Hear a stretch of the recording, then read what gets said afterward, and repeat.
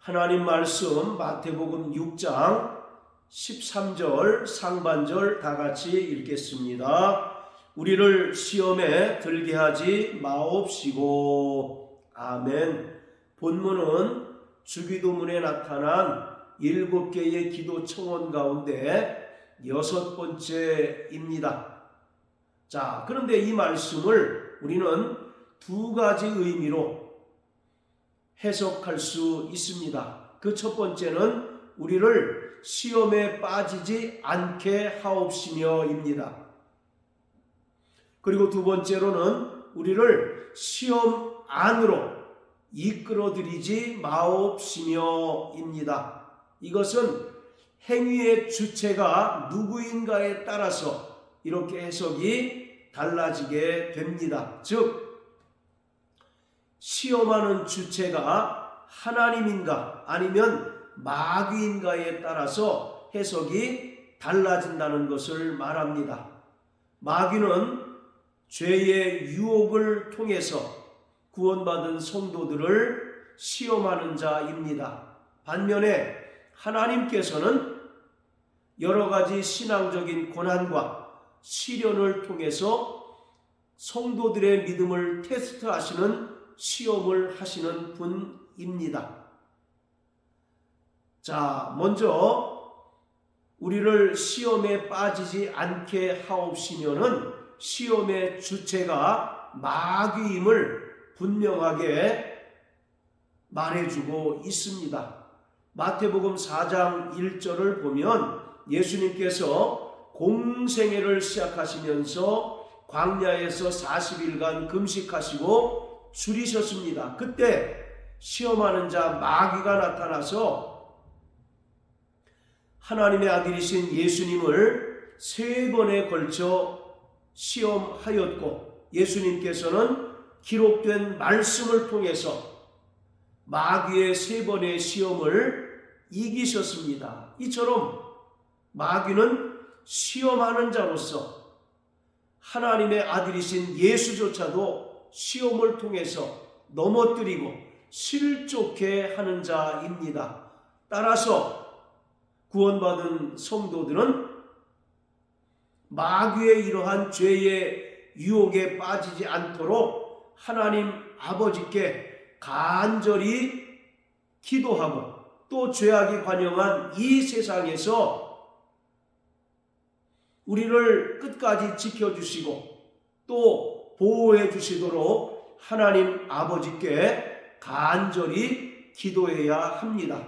자, 요한계시록 12장 9절 10절입니다. 큰 용이 내어 쫓기니 옛뱀 곧 마귀라고도 하고 사단이라고도 하는 온 천하를 꿰는 자라 땅으로 내어 쫓기니 그의 사자들도 저와 함께 내어 쫓기니라. 내가 또 들으니 하늘에 큰 음성이 있어 가로되 이제 우리 하나님의 구원과 능력과 나라와 또 그의 그리스도의 권세가 이루었으니 우리 형제들을 참수하던 자 곧 우리 하나님 앞에서 밤낮 참수하던 자가 쫓겨났고. 마귀는 헬라어로 디아볼로스라고 하는데 이는 하나님과 인간을 이간하고 또 분리시키는 자라는 의미입니다. 그리고 중상모략하는 자라는 의미도 가지고 있습니다. 이러한 마귀는 9절에 기록한 것처럼 온 천하를 꿰는 자였고 그리고 10절에 기록한 것처럼 구원받은 형제들을 참소하는 자라고 말합니다. 여기서 참소라는 말은 율법과 또 인간의 양심으로 성도들을 정죄하고 고소하는 것을 말합니다. 로마서 8장을 보면 성화의 삶을 살아가는 성도들에게 마귀는 형제들을 정죄하고 또 참소할지라도 삼위 하나님께서 구원받은 성도들을 지켜주시고 또 보호해 주시고 성령으로 인도해 주심으로 온전히 성화의 삶을 살고 거룩한 영화의 구원에 이른다고 말하고 있습니다. 이처럼 마귀는 끊임없이 성도들을 꾀고 또 율법과 인간의 양심을 통해서 성도들을 정죄합니다. 그리고 요한일서 3장 8절을 보면 마귀는 처음부터 범죄한 자다라고 말합니다. 즉 모든 죄의 기원, 모든 죄의 원흉이 바로 마귀라는 것입니다. 마귀는 본래 인간이 창조되기 이전 하늘에서 하나님을 섬기던 천사장이었으나 그가 스스로 교만하고 타락함으로써 하나님께서 범죄한 천사를 용서치 않으시고 영원한 결박으로 흑암에 가두셨습니다. 그리고 땅으로 내어 쫓으셨습니다. 그리고 하나님 아들 예수 그리스도께서는 마귀의 일을 멸하시기 위하여 이 땅에 오셨습니다. 창세기 4장에 보면 가인이 그 아우 아벨을 들에서 죽인 사건이 기록되어 있는데 가인이 그 아우 아벨을 죽인 것은 저가 악한 자 마귀에게 속했기 때문이다라고 말하고 있습니다. 이처럼 마귀는 끊임없이 죄의 유혹을 통해서 성도들을 죄짓게 하고 또 하나님과 단절되게 함으로써 영원한 사망에 이르게 하는 자입니다. 그런데 여기서 우리가 중요하게 알아야 할 것은 마귀는 직접적으로 구원받은 성도들을 공격할 수 없고 다만 성도들 안에 있는 육체의 욕심, 육체의 죄성을 충동질하고 부추김으로써 죄짓게 하고 또 습관적으로 반복적으로 범죄함으로써 죄의 종노릇하게 함으로써 결국 영원한 사망에 이르게 하는 자입니다. 그렇기 때문에 근본적으로 모든 죄의 책임은 바로 성도 자신에게 있는 것입니다. 마귀는 외부에서 육체의 정욕을 부추기고 충동질할 뿐 그것에 죄로서 반응하는 자는 결국 자기 자신이라는 것입니다. 자, 야고보서 1장 14절 15절 읽겠습니다. 오직 각 사람이 시험을 받는 것은 자기 욕심에 끌려 미혹됨이니 욕심이 잉태한 즉 죄를 낳고 죄가 장성한 즉 사망을 낳느니라. 오직 각 사람이 시험을 받는 것은 자기 욕심에 끌려 미혹되기 때문이다 라고 말합니다. 마귀가 끊임없이 우리 안에 있는 육체의 욕심을 충동질하고 부추김으로써 우리는 결국 육체의 정욕에 끌려 죄를 짓게 되고 또 영원한 사망에 이르게 되는 것입니다. 우리가 예수님의 은혜로 말미암아 구원받고 또 성령으로 거듭난 하나님의 자녀요 하나님 나라 백성이 되었지만 우리는 여전히 불완전하고 연약한 존재로서 우리 안에 육체의 정욕과 죄성이 그대로 남아 있습니다. 그래서 마귀는 우리 안에 있는 육체의 정욕을 끊임없이 부추깁니다. 끊임없이 우리 안에 있는 죄성을 충동질하게 됩니다. 이에 구원받은 성도들이 그 정욕에 끌려 죄를 짓게 되고 또 그 죄가 장성한 즉 결국 사망에 이르게 된다라고 말하고 있습니다. 그렇기 때문에 구원받은 성도들은 날마다 성령님의 인도하심을 받아야 하고 또 하나님 아버지께 기도하여 죄의 유혹에 빠지지 않도록 간구해야 합니다. 마태복음 26장 41절에 보면 예수님께서 제자들에게 시험에 들지 않도록 깨어있어 기도하라고 말씀하신 것처럼 이 땅을 살아가는 구원받은 성도들은 날마다 하나님 앞에 간구함으로써 시험에 빠지지 않도록 기도해야 합니다. 그리고 성령의 충만함으로 인하여 우리가 육체의 소욕에 끌려 사는 자가 아니라 성령의 인도함을 받는 자가 되어야 하는 것입니다. 로마서 8장 13절 14절에 보면 육신대로 살면 반드시 죽으려니와 영으로서 몸의 행실을 죽이면 살리니 하나님의 영으로 인도함을 받는 자들이 하나님의 자녀라고 말합니다. 하나님의 자녀는 마땅히 하나님의 영이신 성령으로 인도함을 받아야 한다는 것을 의미합니다. 여기서 육신대로 산다는 것은 이 고기 덩어리인 육체를 말하는 것이 아니라 우리 안에 있는 육체의 정욕, 육체의 죄성을 말합니다. 이 육체의 정욕, 육체의 죄성에 이끌려 살아가게 되면 결국 사망에 이른다는 것입니다. 그러나 성령으로서 몸의 행실을 죽이면 영생을 얻게 된다고 바울은 말하고 있습니다. 로마서 7장에 보면 그 위대한 사도 바울조차도 오호라 곤고한 자로다. 누가 이 사망의 법에서 나를 건져내랴 라고 탄식했듯이 우리는 구원받은 하나님의 자녀가 되었을지라도 우리가 영화의 구원에 이르기까지 여전히 우리 안에는 육체의 정욕과 죄성이 남아있게 됩니다.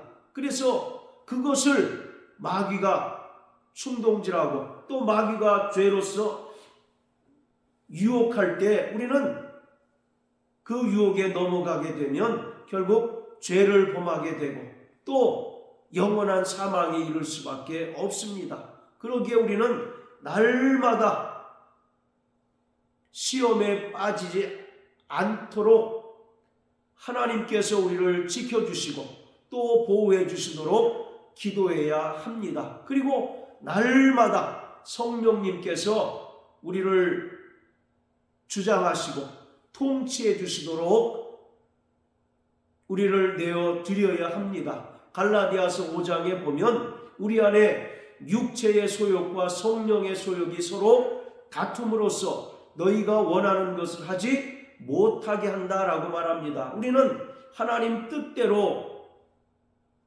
살아가기를 원합니다. 또 주님께서 주기도문을 통해서 우리에게 가르쳐 주신 그 삶의 모습대로 살기를 원하지만 우리 안에 있는 육체의 소욕과 또 죄성이 우리를 끊임없이 딴지 걸고 발목을 잡음으로써 우리는 넘어지고 또 자빠지고 또 때로는 탄식하며 낭망하는 그런 삶을 살 수밖에 없습니다. 그러기에 시험에 들지 않도록 깨어있어 기도해야 하고 하나님 아버지께서 우리를 죄의 유혹에 시험에 빠지지 않도록 지켜주시도록 간절히 기도해야 합니다. 그리고 무엇보다 성령께서 나를 충만히 통치하시고 다스려 주셔서 육체의 소욕에 끌려 사는 자가 아니라 이제 성령의 소욕을 쫓아 살아가는 자가 되도록 날마다 힘쓰는 자가 되어야 합니다. 자, 그리고 두 번째, 우리를 시험에 들게 하지 마옵시고는 우리를 시험 안으로 이끌어 들이지 마옵시고라고 해석할 수 있습니다. 이때에 바로 주체는 하나님이십니다. 자, 야고보서 1장 13절을 보면 사람이 시험을 받을 때 내가 하나님께 시험을 받는다 하지 말지니 하나님은 악에게 시험을 받지도 아니하시고 친히 아무도 시험하지 아니하시느니라. 분명히 하나님께서는 시험을 받지도 않으시고 아무도 시험하지 않는다라고 말씀하고 있는데 어떻게 하나님이 시험하실 수 있는가 의아해할 수 있습니다. 그러나 하나님께서는 죄의 유혹으로 인하여 성도들이 영원한 사망에 이르도록 하는 시험을 하시는 분은 아니지만 성도들의 믿음이 더욱더 연단되고 정금과 같은 그러한 믿음을 얻도록 때로는 신앙적인 고난이나 시련을 통해서 시험하시는 분이십니다. 창세기 22장에 보면 하나님께서 아브라함에게 나타나셔서 아브라함을 시험하십니다. 100세에 낳은 내 독자 이삭을 모리아산으로 데리고 가서 번제물로 드리라고 명령하십니다. 그런가 하면 신명기 8장에 보면 하나님께서는 출애굽한 이스라엘 백성들이 광야 생활을 할 때 그들을 시험하신다라고 말씀합니다. 그들이 하나님의 명령에 순종하는지 여부를 시험하신다라고 말씀하고 있습니다. 이처럼 하나님께서는 우리를 영원한 사망에 처하도록 시험하시는 분이 아니라 우리의 믿음이 더욱더 정금과 같고 또 단련된 믿음이 되도록 테스트하시고 또 때로는 연단하시는 하나님이십니다. 바로 하나님의 그 시험의 최종적인 목적은 생명의 면류관을 얻도록 하는 데 있습니다. 자, 야고보 1장 12절에 보면 시험을 참는 자는 복이 있도다. 이것에 옳다 인정하심을 받은 후에 주께서 자기를 사랑하는 자들에게 약속하신 생명의 면류관을 얻을 것임이니라. 바로 하나님께서 구원받은 성도들을 시험하실 때 그 시험을 끝까지 참고 인내하는 자는 바로 복이 있다라고 말씀합니다. 이러한 자들은 생명의 면류관을 얻게 된다고 말씀합니다. 자, 그리고 야고보 1장 2절에도 보면 내 형제들아 너희가 여러 가지 시험을 만나거든 온전히 기쁘게 여기라고 말합니다. 시험을 만나거든 낙심하고 좌절할 것이 아니라 온전히 기쁘게 여기라고 말하고 있습니다. 자, 또 베드로전서 4장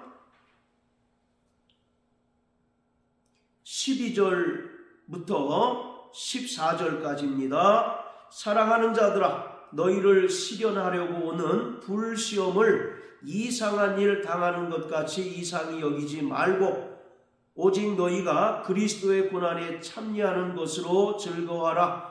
이는 그의 영광을 나타내실 때에 너희로 즐거워하고 기뻐하게 하려 함이라. 너희가 그리스도의 이름으로 욕을 받으면 복 있는 자로다. 영광의 영 곧 하나님의 영이 너희 위에 계심이라. 12절에 보면 너희를 시련하려고 오는 불시험을 이상한 일 당하는 것 같이 이상히 여기지 말라고 말씀합니다.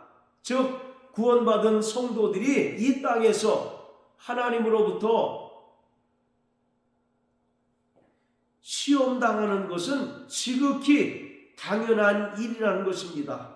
그리고 14절에 기록한 것처럼 영광의 영 곧 하나님의 영이 너희 위에 계셔서 너희를 지켜주시기 때문에 바로 시험을 당할 때 낙심하고 좌절할 것이 아니라 오히려 즐거워하고 기뻐하라고 말씀하고 있습니다.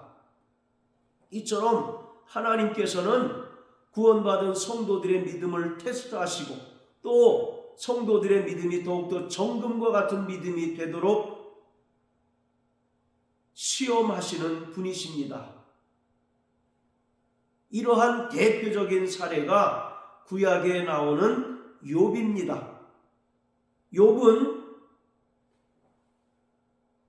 까닭없는 고난으로 인하여 그가 가지고 있는 모든 것들을 다 하루아침에 잃어버리고 말았습니다. 그리고 그 몸도 온몸에 악창이 나서 벽돌로 긁는 그러한 처참한 신세가 되어버리고 말았습니다. 그런데 이러한 것들보다 더 욥을 괴롭게 하는 것이 고난의 원인을 모르는 것이었습니다. 그는 그 이전에는 자신은 하나님께 신앙생활을 잘하는 사람인 것처럼 여겼습니다. 그래서 그가 당하는 그 고난의 원인을 알지 못하는 것이 욥에게는 더 큰 괴로움이고 고통이었습니다. 그런데 욥기 후반부에 보면 하나님과 욥이 대화를 나누는 장면이 나옵니다. 하나님께서 질문하고 욥이 그 질문에 대하여 답하는 형식인데, 하나님께서 하신 그 질문에 욥은 하나도 답변을 하지 못합니다. 그러면서 욥이 고백하기를 주께서는 무소불능하시며 무슨 경영이라도 이루지 못하시는 것이 없습니다라고 고백합니다. 그리고 그가 하나님 앞에 철저하게 회개를 합니다. 하나님께서 사단을 통해서 욥에게 고난을 당하게 하시고 또 시험을 당하게 하신 것은 그 고난을 통하여 인간은 자기의 공로로 구원받을 수 없고 철저히 하나님의 은혜로만 구원받고 은혜로만 의로워질 수 있다는 사실을 깨닫도록 하기 위한 것이었습니다.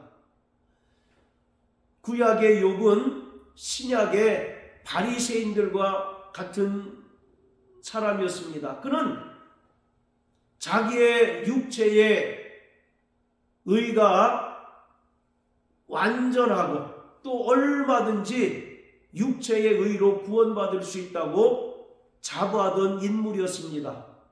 이것은 마치 신약의 바리새인들과 같았습니다. 그런데 이러한 욥에게 하나님께서는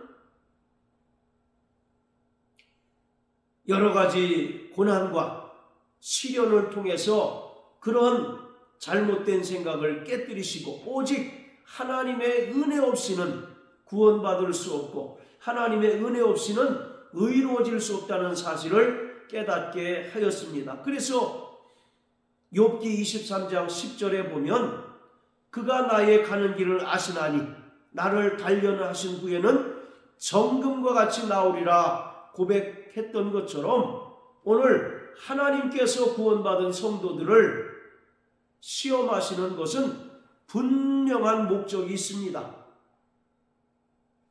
목적 없는 시험은 결코 존재하지 않습니다. 그 하나님의 시험의 최종적인 목적은 바로 생명의 면류관을 얻는 것입니다. 이것은 하나님의 은혜요, 하나님의 풍성한 사랑에서 기인한 것입니다. 그렇기 때문에 구원받은 성도들은 하나님께서 자기의 믿음을 테스트하시고 또 연단하시기 위하여 시험하실 때 그것을 인내하고 온전히 즐거워하며 기뻐하는 자가 되어야 합니다.